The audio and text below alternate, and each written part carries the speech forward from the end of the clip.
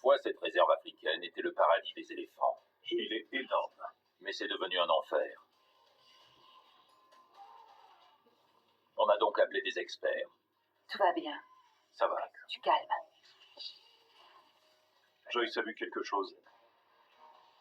Grâce à du matériel de pointe et à une parfaite connaissance de la psychologie des éléphants, Elle protège sa famille. Il ne devrait plus tenir très longtemps. ils vont tenter de les aider à guérir en effaçant les traumatismes de la guerre. Oh, Bob, quand ils chargent, ils ne font pas semblant.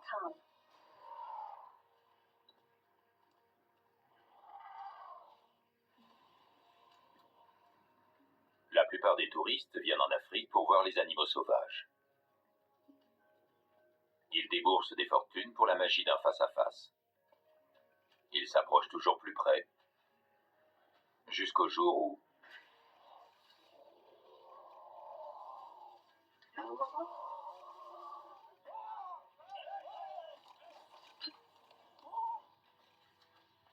Les éléphants chargent rarement. Mais dans une région d'Afrique, l'exception est devenue la règle. Voici le parc national de Gorongosa au Mozambique. Ici, certains éléphants ont un problème. Un problème avec les hommes.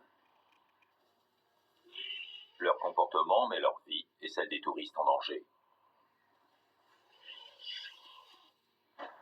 Le parc a des idées de réagir.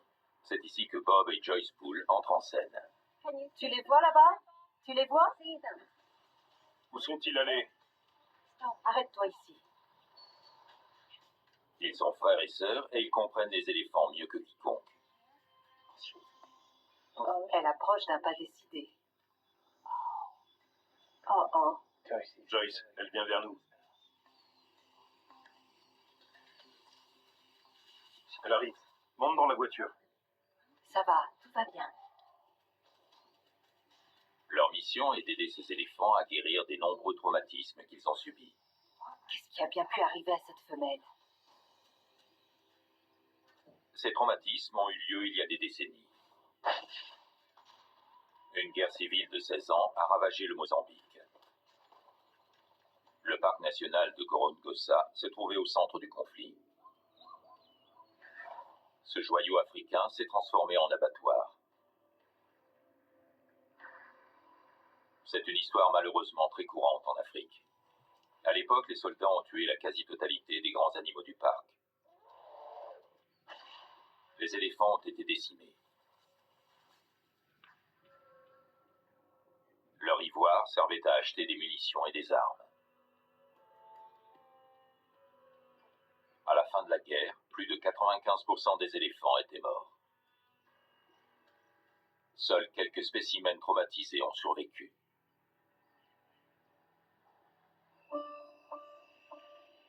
Aujourd'hui, le parc est en cours de réhabilitation. La vie y est florissante. Et le tourisme aussi. Mais il y a un problème. Les souvenirs de cette guerre hantent encore certains éléphants. Pareil à des soldats qui reviennent du champ de bataille, ils présentent des symptômes de stress post-traumatique. Ces éléphants ont vécu des choses effroyables, terribles. Des tirs de mortier, d'armes automatiques, tout ce qu'il y a de plus violent.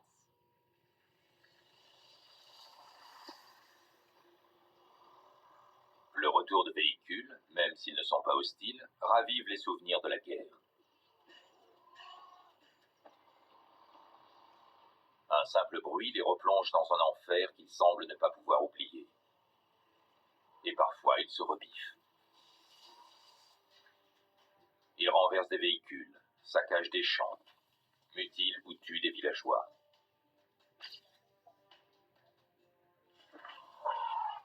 Gorongosa est à un tournant décisif. Le parc a besoin que les éléphants retrouvent leur sérénité. Et les éléphants doivent comprendre qu'ils sont en sécurité dans le parc. Bob et Joyce sont ici dans ce but. Ils ont une connaissance approfondie des éléphants. Beau travail, Joyce. Bob est un documentariste reconnu, spécialisé dans la faune sauvage. Joyce est spécialiste du comportement, du mode de communication et de l'intelligence des éléphants. Les éléphants ont une capacité de mémorisation qui rivalise avec la nôtre. Par conséquent, on n'est pas là pour faire en sorte qu'ils oublient. On est là pour leur apprendre que tous les humains ne sont pas mauvais. Je vais commencer par enlever ces barres. Bob doit s'assurer qu'ils restent en vie durant leur mission. Il fait en sorte que le véhicule puisse résister à l'impact d'un éléphant de 6 tonnes chargeant à 40 km/h. Je démonte des trucs depuis que je suis petit. Si vous saviez tout ce que j'ai bousillé. Voilà, ça fait de la place. Par moments, je me disais, je suis fou. Dans quoi je me suis lancé et dans quoi j'ai entraîné ma sœur. On le pose. Je veux une protection maximale. L'important, c'est que la structure soit vraiment très solide. Elle doit pouvoir résister à une forte pression. Ça, ce sont des tubes d'acier au carbone de 5 cm de diamètre. Et pour les soudures, on a utilisé un procédé de soudage au MIG. On ne peut pas faire plus solide. J'ai fait rajouter une barre ici pour arrêter la tête de l'animal. Et ça, c'est pour les pattes. Je ne sais pas ce qu'on peut faire pour la trompe et les défenses. Ce sont des éléphants, il n'y a pas grand-chose à faire. Comment on dit fort? Avec un peu de chance, on survivra.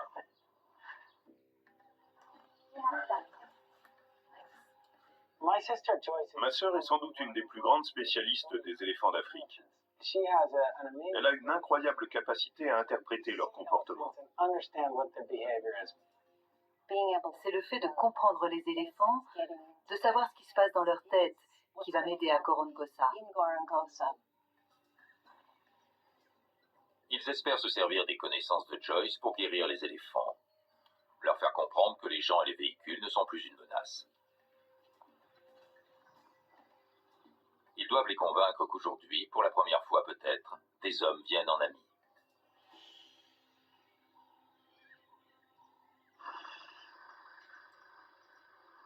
Joyce, avance tout doucement. Approche-toi. C'est bien. Ici, c'est bon. Arrête-toi.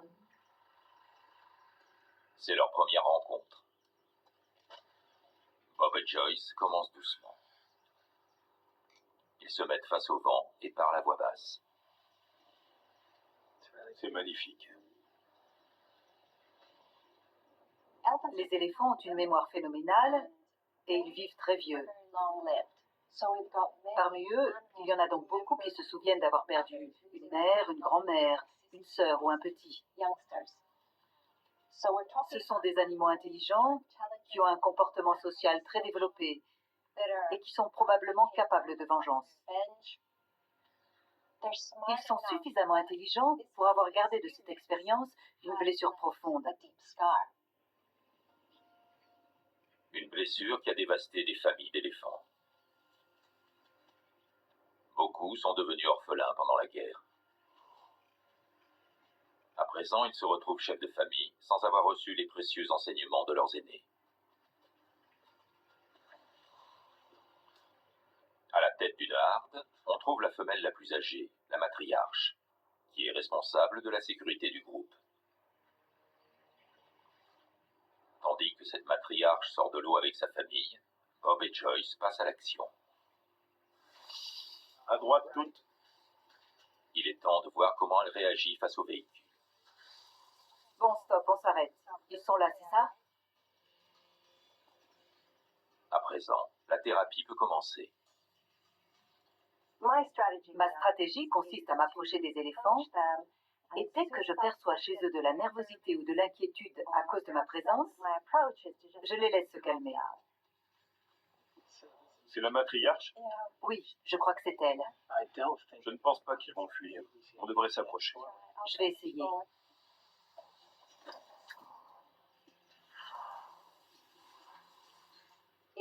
S'ils commencent à charger, je coupe le moteur et j'attends. Elle arrive. Elle vient vers la voiture. C'est la matriarche, le chef de famille. Elle est assez vieille pour avoir survécu à la guerre. La revoilà. Elle charge vraiment, c'est pas du bluff. Accrochez-vous. Avec ses 3 tonnes, elle pourrait renverser la voiture sans problème. Il se peut qu'elle revienne et charge à nouveau. Restez très silencieux. Bobby, ne fais pas de bruit. Reste bien immobile. Une tête levée est signe d'agitation. Ce face-à-face n'est pas terminé. Ils grondent, ils se parlent. Ils sont en train de communiquer afin de décider ce qu'ils vont faire. Ils peuvent soit nous charger en groupe, soit faire demi-tour et s'enfuir. Elle hésite encore, regardez. Ça y est, la voilà. Elle n'a pas l'air de plaisanter. Ça va, ma belle. Tout va bien. Doucement. Doucement. Elle hume l'air dans notre direction. J'espère qu'elle sent qu'on n'a pas peur. En général, les éléphants utilisent leur trompe comme un périscope olfactif pour capter des informations, particulièrement en présence de prédateurs. Elle hésite encore entre attaquer et prendre la fuite.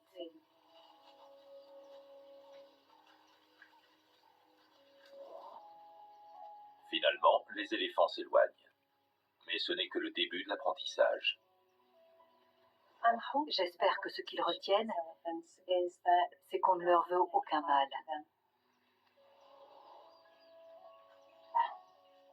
Les leçons prendront du temps, mais elles sont cruciales. Le parc de Gorongosa a besoin du tourisme. Il faut donc s'assurer que les hommes et les éléphants ne courent aucun danger.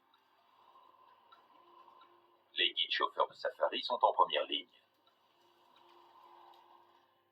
Tous se sont déjà fait charger par des éléphants, et ils ont hâte que Joyce leur prodigue ses conseils. Il faut bien évaluer chaque situation, car tous les éléphants sont différents, tous les habitats sont différents, et bien sûr, les gens que vous transportez sont différents aussi. Un guide prénommé Montigno a vu le danger de très près.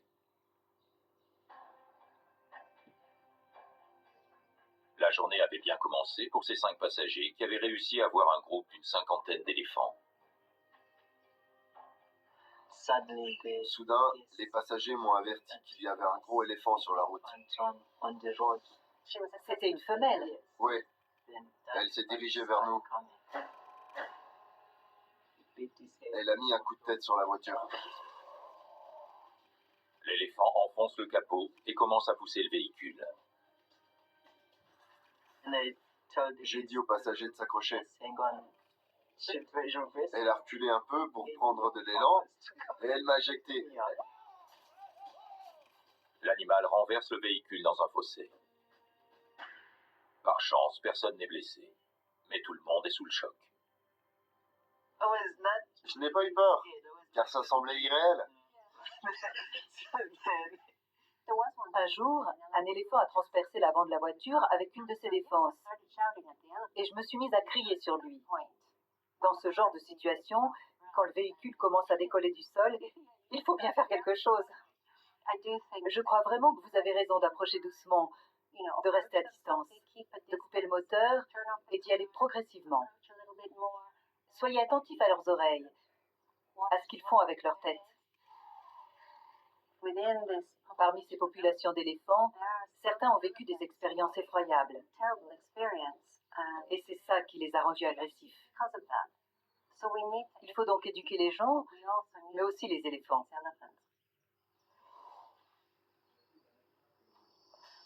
Ils sont très nombreux. Rééduquer ces éléphants ne sera pas facile. Bobby, chut. J'approche. Pour Pour y parvenir, Bob et Joyce travaillent sans relâche. Ça va, Howard? J'y suis presque. Ils intègrent à l'équipe Howard Bourne et sa caméra infrarouge. Elle va permettre à Bob et Joyce de travailler de nuit, pendant les heures de fermeture du parc. Impossible de prédire la réaction des éléphants à cette heure inhabituelle.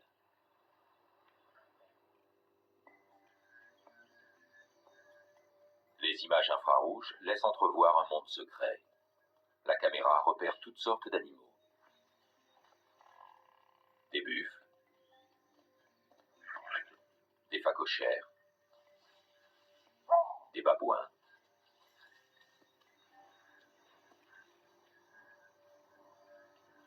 et des éléphants.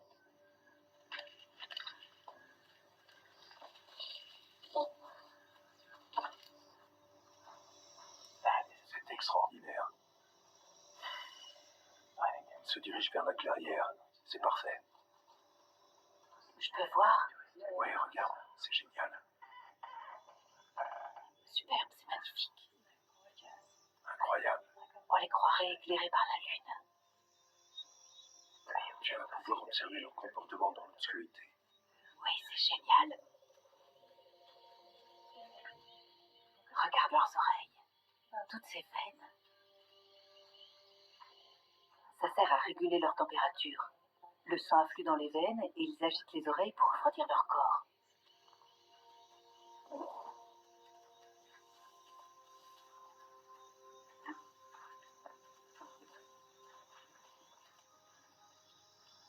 Regarde comme ils sont nombreux. Ils doivent être 60 ou 70.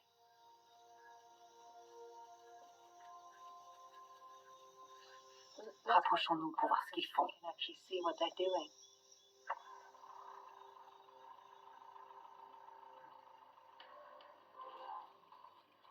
Dans l'obscurité, les éléphants entendent la voiture mais ne la voient pas.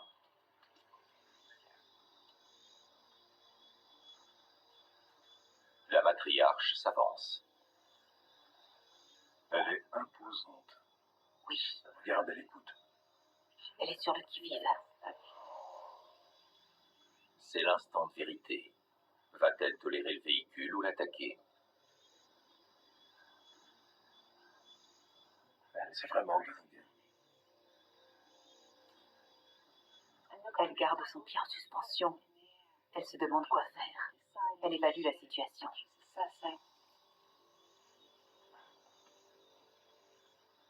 Regarde sa tête. Elle se tourne.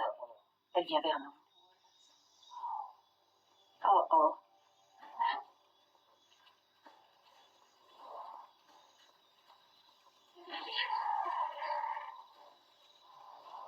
Laisse-moi voir. Elle est tout près.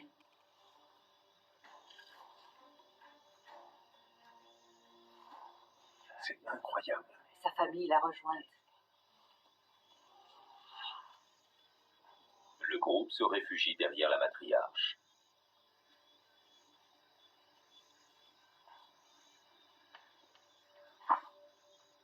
Elle éloigne sa famille tout en surveillant le véhicule. C'était un moment très intense.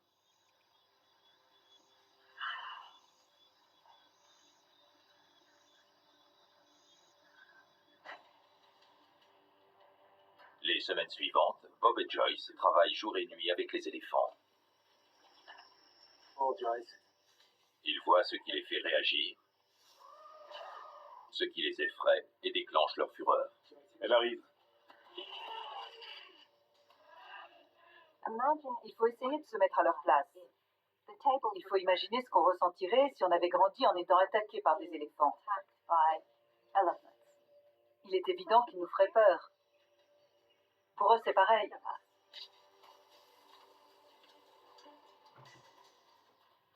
Elle charge, coupe le moteur. Tout va bien. Tout doux. Tout va bien. Du calme. Ça va, ma belle, ça va. Tout va bien. Du calme, tout va bien.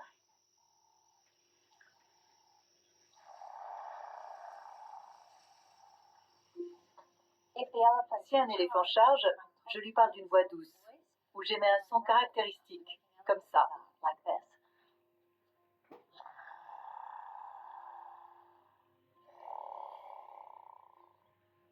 J'ignore comment ils le perçoivent. J'espère qu'ils comprennent que j'essaie de communiquer, de leur parler.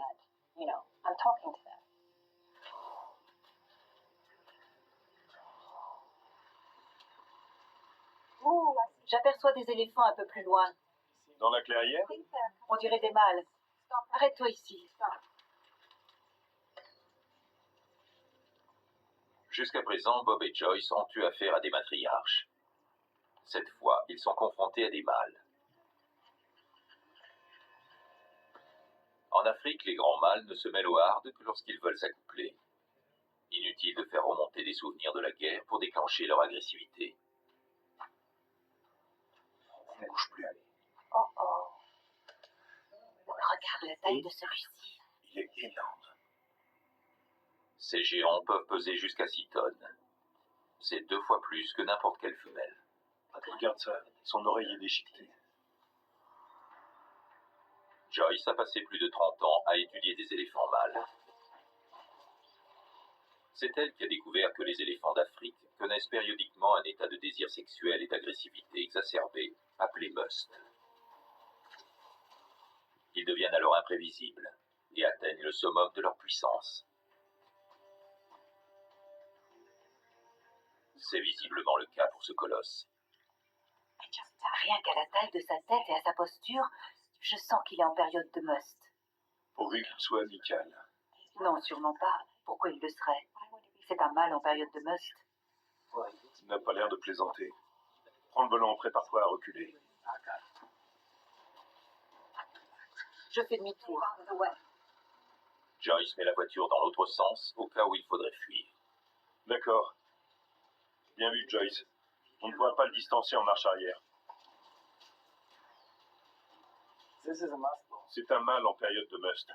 Rien à voir avec les femelles qu'on a côtoyées jusqu'à présent.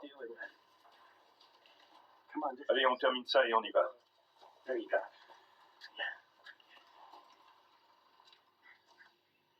Joyce a vu quelque chose.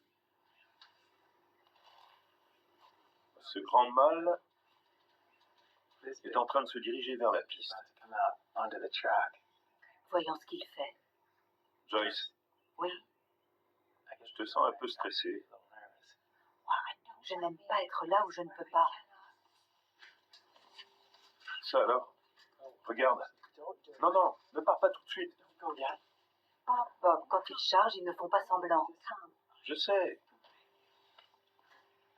Normalement, je suis plus détendue, mais je ne le connais pas. Il est en train de nous jauger. Il se demande quoi faire. Il hésite à venir nous menacer. Je dois garder un œil sur lui. J'ai l'impression que... Il nous contourne. Oui, Cette attitude n'est pas anodine.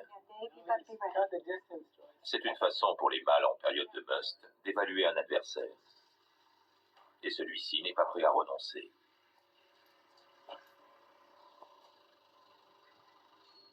Joyce entame une sorte de danse avec le colosse. Elle est à l'affût du moindre signe. Elle avance et s'arrête en même temps que lui. Cet éléphant pourrait écraser la voiture. Ça ne fait aucun doute. Il pourrait la broyer entièrement. Tiens-toi prête, Joyce.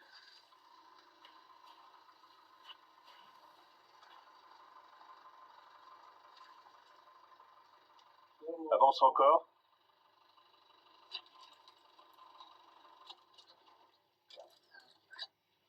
je dirais qu'il a environ 50 ans. Il est grand. En Afrique, il y a de moins en moins de grands mâles. Celui-ci est impressionnant. Et en plus, il est en période de must. On n'a surtout pas envie que la voiture cale. Cet éléphant est un vrai sprinter. Il pourrait les rattraper en quelques secondes. Bob et Joyce restent malgré le risque.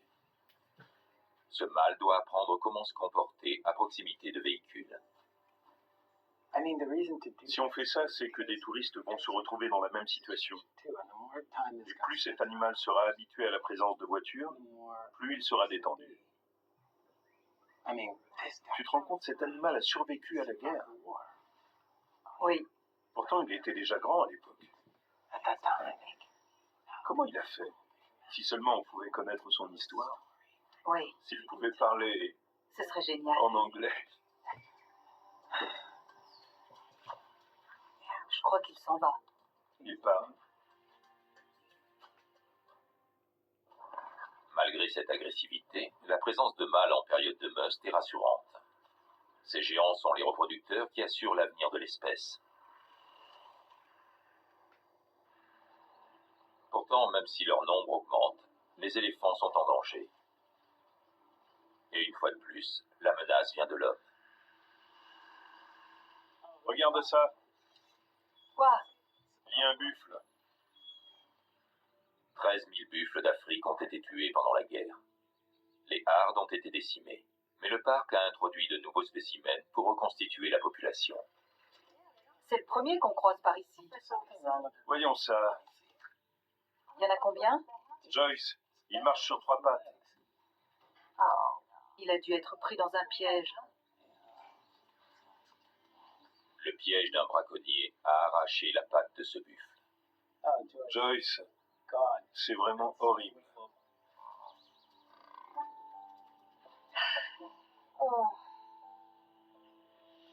En tant que scientifique engagé dans la défense de l'environnement, Joyce a vu le braconnage pour la viande et l'ivoire se répandre dans toute l'Afrique. Le parc de Gorongosa n'est pas le seul à souffrir de ce fléau. Beaucoup de gens ont faim dans cette région du monde. Mais je crains que de plus en plus, le braconnage serve à alimenter le commerce de viande de brousse. C'est une pratique qui mutile et tue des millions d'animaux chaque année. Hier, on nous a signalé un éléphant à qui il manquait une défense et qui saignait. Il a sans doute été pris dans un piège. C'est une mort tellement cruelle. Buffalo, ici Joyce. Joyce contacte le chef vétérinaire du parc, dont le nom de code signifie buffle. Buffalo, répondez. Ici Buffalo. On a un buffle estropié par un piège. Les gardes forestiers devront l'euthanasier. Mais pour l'instant, ils sont pris par une autre affaire. Ils ont découvert le campement des braconniers. Carlos Pereira, le chef vétérinaire, veut que Bob filme les lieux. Bob, on est là. Regardez ça. Une antilope sing-sing, un gnou, un grand coudou. Il y a de plus en plus de braconnage dans le parc. Pour les éléphants de Gorongosa, c'est un stress de plus. Ce qui est dingue, c'est que c'est juste à côté de la route. Je passe à côté tous les jours depuis 3 semaines. Comme des centaines de touristes. Leurs pièges doivent être ici. On va vous les montrer. Ils ont parsemé la zone de pièges. C'était un impala. Quelle horreur. C'est pas vrai. Souvent, ils laissent tout sur place. Et comme ils ne reviennent pas assez vite, la viande pourrit. Donc l'animal reste suspendu. Et il meurt. Il finit comme ça, suspendu par la patte. Oui. Et il meurt de faim. Il meurt dans la souffrance.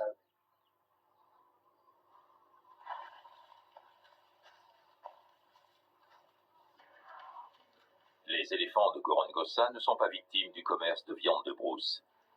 Mais ils sont toujours chassés pour leur ivoire. Cela explique peut-être pourquoi ils se regroupent dans une même zone. Malheureusement, elle est près de la frontière. Et parfois ils la traversent, ce qui provoque des conflits avec les fermiers des environs. Cela constitue un nouveau défi. Et c'est à Carlos Pereira qu'incombe la mission d'empêcher les éléphants de sortir du parc.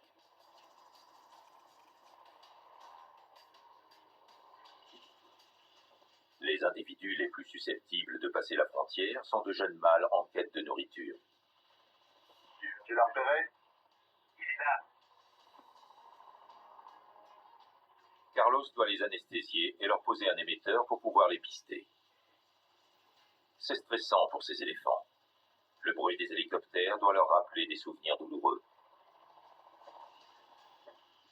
Mais Carlos doit absolument savoir où ils vont pour pouvoir assurer leur sécurité. Je vais le laisser passer devant. En descend? Ouais. Je veux qu'il reste à découvert.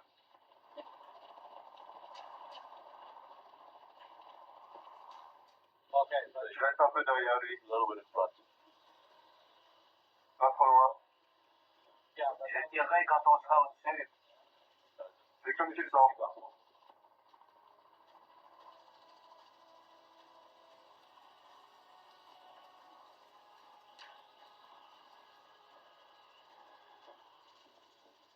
Le tir est réussi. Le pilote ne lâche pas le mâle d'une semelle. Il le dirige vers une clairière le temps que le sédatif agisse. Maintenir l'éléphant loin de la forêt requiert une habileté exceptionnelle.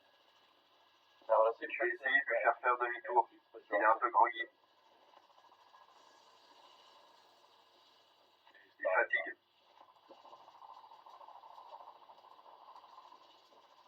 C'est fou comme il résiste. Mais il ne devrait plus tenir très longtemps. Sûr. C'est parfait. Il va à l'ombre. On va pouvoir y aller. L'éléphant est à terre. Allez-y les gars. L'équipe se met vite au travail. Première étape, rafraîchir l'éléphant et lui permettre de respirer. Un petit bâton maintient la trompe ouverte. Deuxième étape, poser un collier de 13 kg sur un animal de 5 tonnes.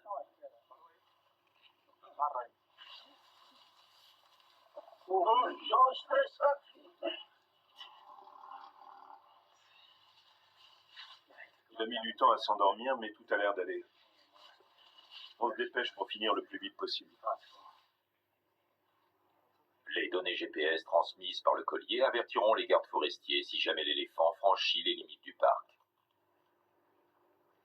Mais ce n'est pas tout. L'équipe ajoute une caméra unique en son genre. Si tout se passe bien, elle fournira des images inédites sur le comportement des éléphants et permettra d'en savoir plus sur les déplacements de l'animal. Je n'aime pas poser des colliers émetteurs, mais quand on réalise ce genre d'opération, on essaie de faire au plus vite, tout en respectant le bien-être de l'animal et en faisant au mieux pour lui éviter de souffrir. J'ai fini. Carlos administre à l'éléphant un produit pour le réveiller. Tenez-vous prêts. Vite, vite, allez, on s'en va. Allez, allez, allez, allez.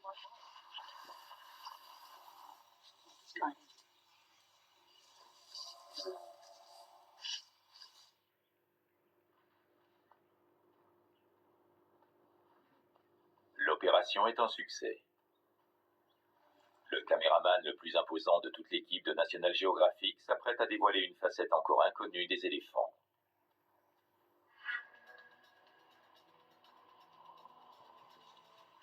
Elle arrive.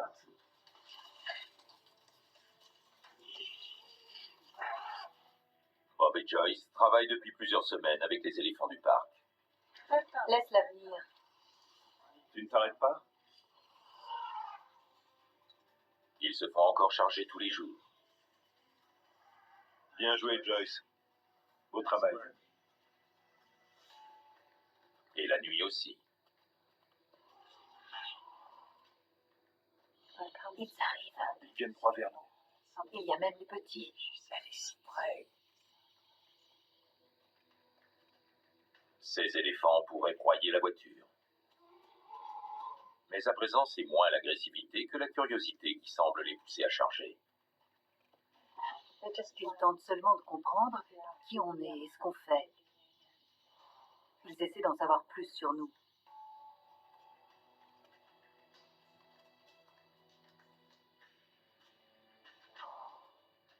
À mon avis, ces éléphants sont incroyablement intelligents. Et ils sont capables de tirer des enseignements des différentes situations. Lentement mais sûrement, Bob et Joyce établissent de nouvelles règles. Là, ils sont en train de jouer.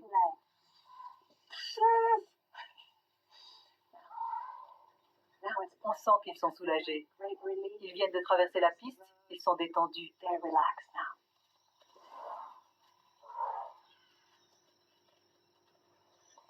Ils sont bien. Au plus profond de moi, je pense que ce ne sont pas les éléphants qui ont un problème. C'est peut-être nous qui en avons un. Quand ils ne se sentent pas menacés, les éléphants se comportent normalement. Par conséquent, on doit faire en sorte qu'ils se sentent en sécurité. Elle venait, elle chargeait, elle avait peur de nous, mais on a tenu bon. Ils arrivent. On veut qu'ils soient suffisamment à l'aise pour passer à côté de nous. C'est ce qu'ils font, c'est génial. Ils sont très courageux. Ils ont choisi le passage le plus étroit, mais ils l'ont fait.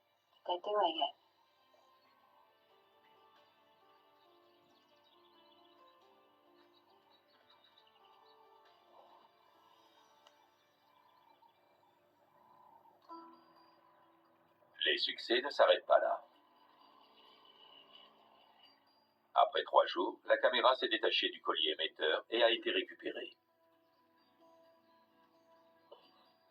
Pour la première fois, nous voyons le monde à travers les yeux d'un éléphant. Il est midi et 2 éléphants font une sieste à l'ombre. Notre caméraman se joint à eux. 1 heure plus tard, il est réveillé par un autre mâle. Puis il s'offre un petit encas. Avec sa trompe, il sélectionne les meilleures branches.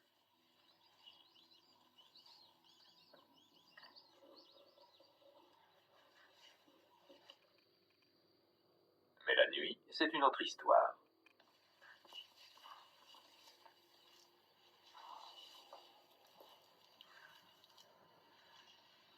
C'est un pilleur de récolte. Il quitte Gorongosa pour se régaler d'épis de maïs plantés trop près du parc. Il pourrait être tué par des fermiers pour cette intrusion. Mais certains mâles prennent le risque quand même. Le maïs les aide à augmenter leur masse rapidement. Et lors de la reproduction, les mâles les plus gros ont plus de chances de s'accoupler. Ils font donc des virées nocturnes pour manger et regagnent le parc à l'aube.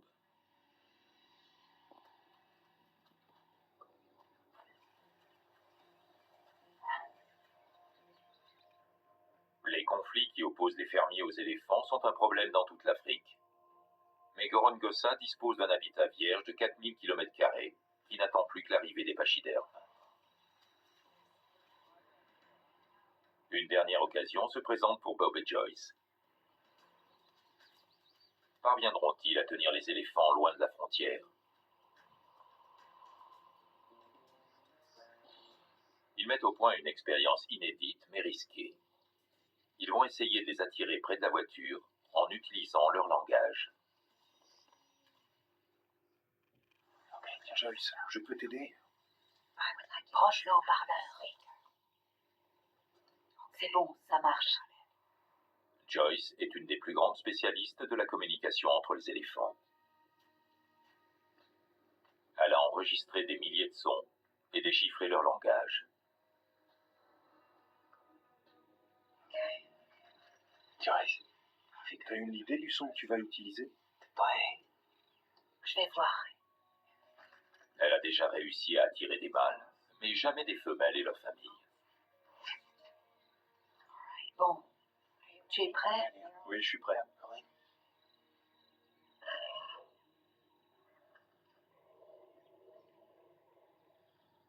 Joyce prend peut-être des risques. Elle va tenter d'éveiller l'instinct maternel des femelles en diffusant les sons émis par des mères pour défendre un petit attaqué par un lion. Les éléphants s'arrêtent net.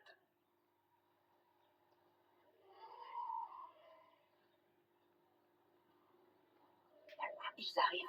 Incroyable, ils viennent. J'en reviens pas. C'est trop cool.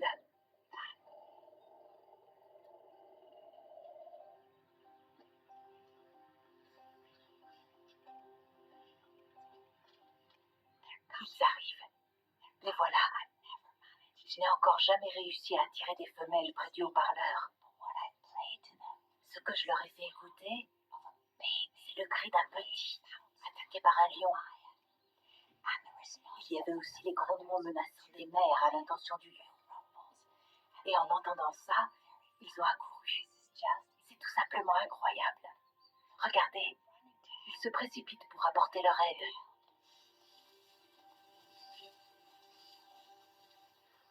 Écoute ce grondement. Tu les entends? Waouh! Tu les vois? Oui. C'est incroyable.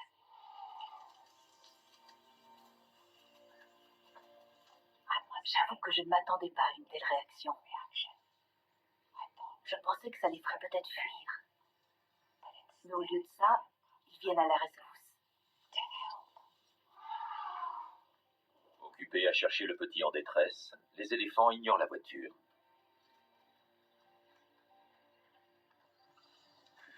Il ne s'enfuit pas.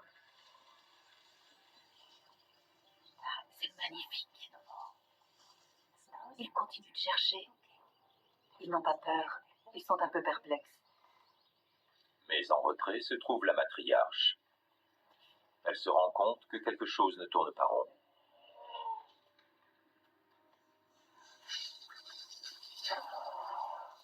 Ça va, ma belle. Tout va bien. Oui, oui. C'est le genre d'expérience qui me rend nerveuse. Je me demande si je fais bien, si ça va marcher. Et lorsqu'une telle chose se produit, je commence à... Kutetameka. En swahili, ça veut dire avoir la tremblote. Je ne tremble pas quand les éléphants chargent, mais plutôt devant des scènes comme celle-ci. C'était la première fois que je faisais écouter à des éléphants ces cris destinés à repousser les prédateurs. Par conséquent, je n'étais pas sûre du résultat. Mais apparemment, ils ont su interpréter ces appels. Tu as enregistré ça en Moselle? Oui, C'est au Kenya, à 2700 km d'ici. je sais. Ça signifie que ces cris, qui sont décisifs pour la survie d'un individu, sont sans doute partagés par tous les éléphants d'Afrique. C'est une sorte de langage universel. Un langage qui pourra être utilisé pour éloigner les éléphants de la frontière et les ramener à l'intérieur du parc. Un parc enfin en paix. Maintenant, ils peuvent faire confiance aux gens qu'ils sont amenés à rencontrer.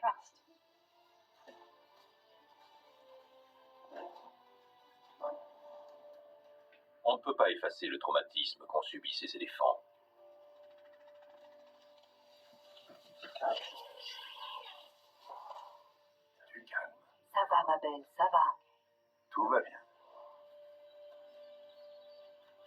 Mais Joyce est convaincu qu'ils sont suffisamment intelligents pour passer à autre chose. Ils commencent à comprendre que c'est le début d'une nouvelle ère à Gorongosa. Ils savent qu'ils sont en sécurité.